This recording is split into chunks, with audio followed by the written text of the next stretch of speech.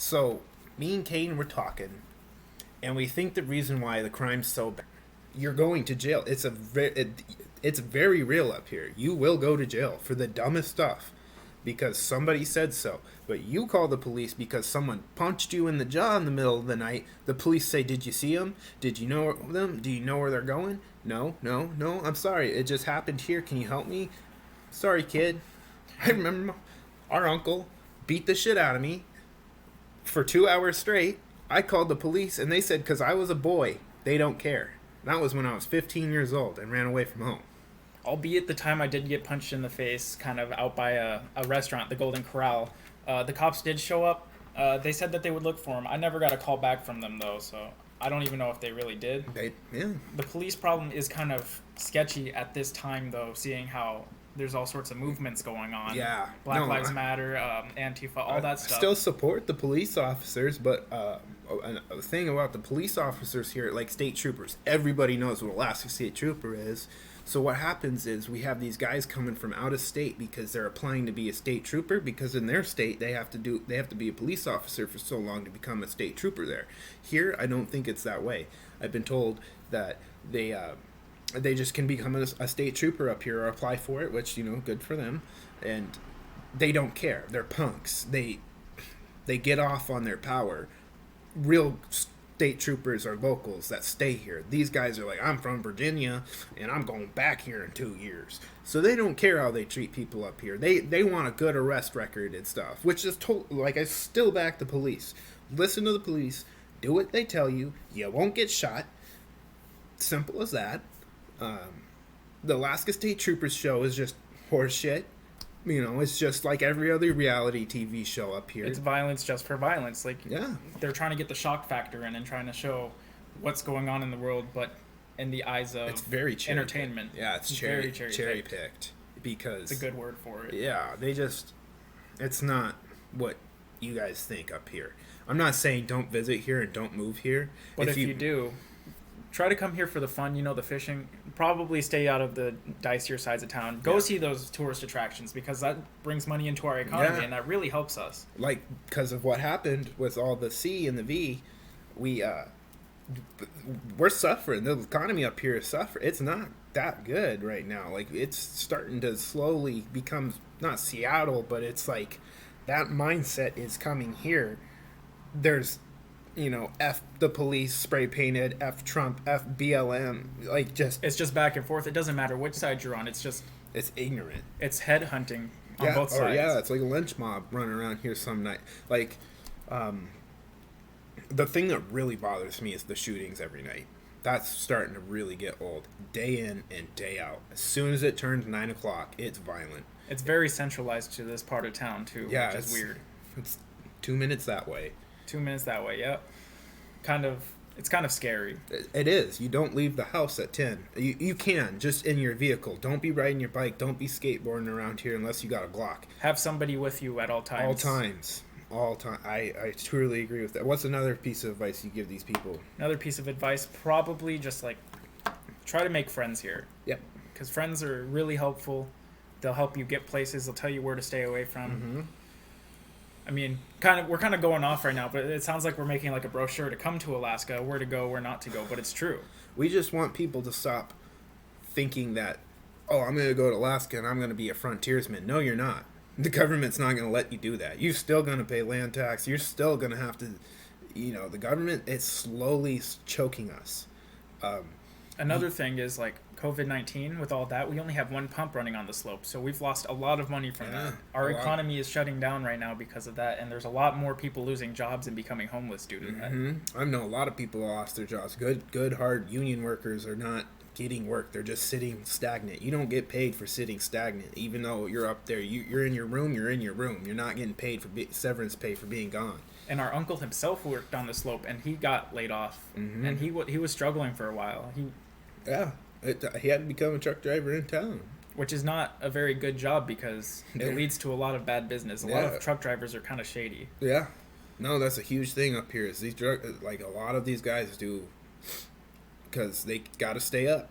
And several people I know have been in truck accidents. They're alive, but they ruined their truck because they drove 72 hours straight And then they're out of a job. Yeah, and then you just destroyed your vehicle, so now you need to drop another about 100,000 at least. Semi truck parts are really expensive. Yeah, the turbo's like $20,000. What's another good key point we should talk about coming here? Another key point. The fishing. Fishing. It's expensive. You want to be an out-of-state fisherman up here? I believe.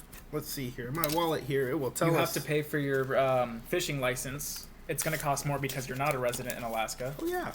A lot more, actually. Bring some money. Because non-resident annual sports fishing license is $145 here. Not saying don't buy the ticket either, just be prepared. If you want to hunt and fish up here annually, $305. Small game hunting, $60. 14-day fishing pass, $105. And that's not even considered because you need to get a king stamp, which goes right here, and it's like a bear tag or a deer tag. And you're only allowed to catch one king a day here, up to 5. Up to 5 for a year. Depending if you're going in the ocean, those are different rules. Yeah. But don't buy the crap they're trying to push in the stores either. No, you want to go to a local. Yeah. Just look what the locals are doing. Don't just flick lures out there and think you're going to catch a fish because it's not like that. It gets those. There are those days. Don't get me wrong. But if you're a local, you know what you're doing. You know, you talk to other guys and they're like, yeah, you know, they're not biting pink today. We're gonna try, you know, a piece of yarn, or, you know, whatever. It's like steelhead fishing. If any of you guys know that. There is a lot of different rules for different places, but Alaska's kind of different just because of like. We're fragile. We're efficient but fragile. Our fish population are dying, and we don't know if like the pebble mine's gonna affect that or not. I personally, on paper, the pebble mine sounds awesome. But with dirty politicians like Dan Sullivan in there, he's going to just fill his pockets. I'm pretty sure his family is who owns the Sullivan Arena, who failed. It's failing. It's a homeless camp now, right? Yeah, which, you know, I get it. It's good that he's doing that. You know, he's giving them a place to stay. It's for a tax break. We know he's not doing it out of the kindness of his heart. The people that have been in charge here have been in charge. They just take turns. Ever since we were little kids, we've heard the same names for years. And, you know, like, we make a lot of money up here. Like, not us personally, but, like, in general, there's a lot of money in Alaska. There's mining. There's, you know, the fracking and oil. There's the commercial fishing. Well, that's dead. Almost everybody I know that works on a boat or who has a boat has sold it this year because the fish did not come back. Why? Because Japan and Russia come over right at the edge. We're only 55 miles away from Russia. We're probably a little. You can see it from certain islands. Yeah, really good binoculars and a clear day. You can almost see the horizon line of Russia. It's closer to Russia than it is to Wasilla on the road miles. I believe it's 65 miles to Wasilla from where we are, and it takes 7 minutes for them to get a fighter jet over here. That's another reason why I say we're not going to go to war with Russia. I'm not certain, but in my opinion, we have a pretty good relationship with Russia. Whether whoever's on the news or whatever they're saying, please don't listen to them because Kane has a ton of Russian friends. I grew up with all Russian kids. Like, they're nothing but speak highly of people. They're really good people. Yeah. They're good for their word, everything. They're patriotic of Russia, and they love living in America. They go back and forth. There's nothing wrong with that. They work with their hands. They work very hard. I'll say that. Just about every Russian person I met in the field working. One of your hard. friends has a Instagram page that actually makes knives and forges stuff, and he sells it to people, and he makes a living off of it, and he loves it. Awesome stuff, dude. He lives a humble life, dude. Yeah, he's, you know, and that was, I remember when he was, you know, 20 years old, or, you know, way younger than he is when I was a little kid, and his dad would sit there and make horseshoes right there for the horse on a log with an anvil and his whole little setup right there, and that's how he made his side money, along with fixing the cars and doing construction. Whatever he could make money off of, he did it, and he did it very well. And yeah, so what we were saying about the Russians and Japanese stealing our fish, I'm not trying to be ignorant, but when they're on video and, you know, there's articles they're killing whales, they're netting fish out of the ocean in like by the thousands. It's not even hundreds of that. Like, thousands. think of this: herring fishing. Like, everybody likes to eat herring, or I like to. I don't know about him. Canned herring or sardines or whatever. These little tiny fish. Well, that's what the salmon eat when they're out there, especially when they're on the reef. So they sit there and eat shrimp and herring and all these little fish, and so when they're netting, a mile long full of net in a purse or however they're doing this, bycatch, silk kings, they're not throwing them back, even though they're most likely dead because of the weight and shock. But you're supposed to, I'm almost positive you're supposed to be throwing your bycatch back. And whatever you're not fishing for, you have to release, It's a delicacy. So no, they're not going to, when you see Copper River Reds or Kings going for $80, $90, I've seen them go $114 a pound. Which is ridiculous. Do not pay $114 a pound for salmon. Ask a local for a fish before. They will give it, it's hard to say. They won't probably give it to you for free, but they will help you learn how to fish. You can't sell your fish, so don't pay for it. But if somebody has a cooler or it's pre-zip locked, or if it's a gift, I'm pretty sure it's okay. If it's a canned salmon or whatever, just... We'll have to research on that a bit more. Yeah, we'll research that one. It's for a later video. Yeah. Okay, so our next topic I would like to talk about. Where are tax dollars going? Our roads are terrible. It's definitely not going back into our city. There is literally a pothole down the road that's this big around and this deep. Like, you have to avoid it or you go wham. And we ride in a low van, so it's really scary. So it's like, exactly, dude. It's super scary, man. You're just like, it's nighttime, you're tired, you're like, oh, just trying to go home. Oh, boom! And then you slam into the ground, You're like, oh, wait, because it's like over a little hump, you can't really see it too well. But, yeah, no, speed bumps are so worn down, they're just like a bump, flat, which I understand. A lot of places have crappy roads, but for so much money up here, they don't fix the roads. Oh, they are now that it's fall time. All summer, though, I haven't seen these boys working on much except for the fourth or fifth bridge in the same spot. I know, it's been the same bridge almost every year for the past 5 years. They just literally keep building a bridge next to a bridge, next to a bridge, next to a bridge, and it's like, are you serious? Like, they're... What's the use, Yeah. They're supposed to be making another, like, a bigger highway for us so we can get to Wasilla easier, less traffic, but that hasn't been, like, worked on for a couple of years now.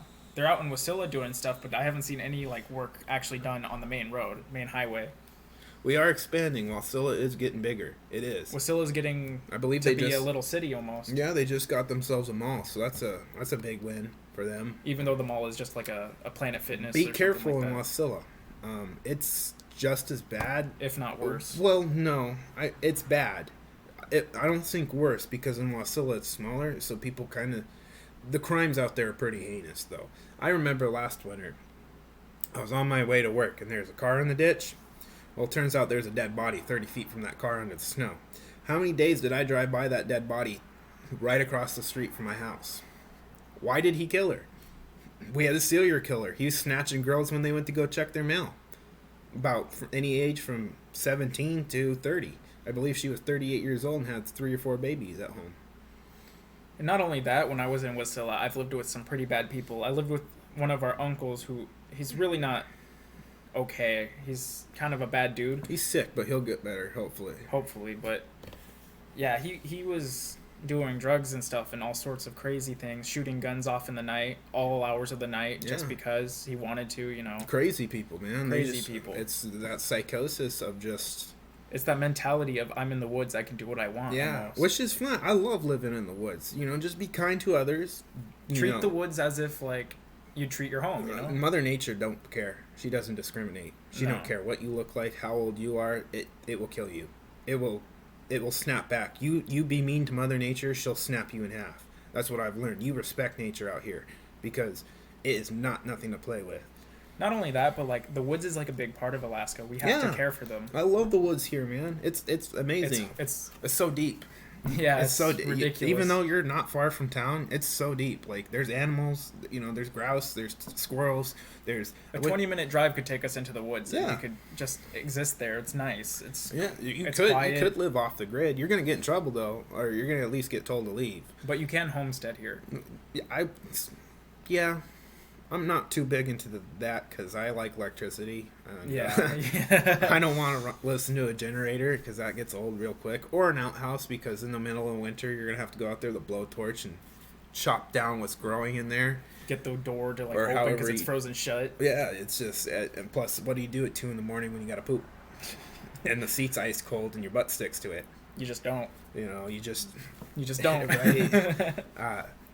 So yeah, if you do want to live out in the woods, or like if you live over this Little Sioux up towards Wasilla, there's certain parts up there. If you live across the river with salmon in it or baby salmon get born in there, they're not gonna run a gas line or an oil line or whatever. You know, I'm pretty sure it's just natural gas.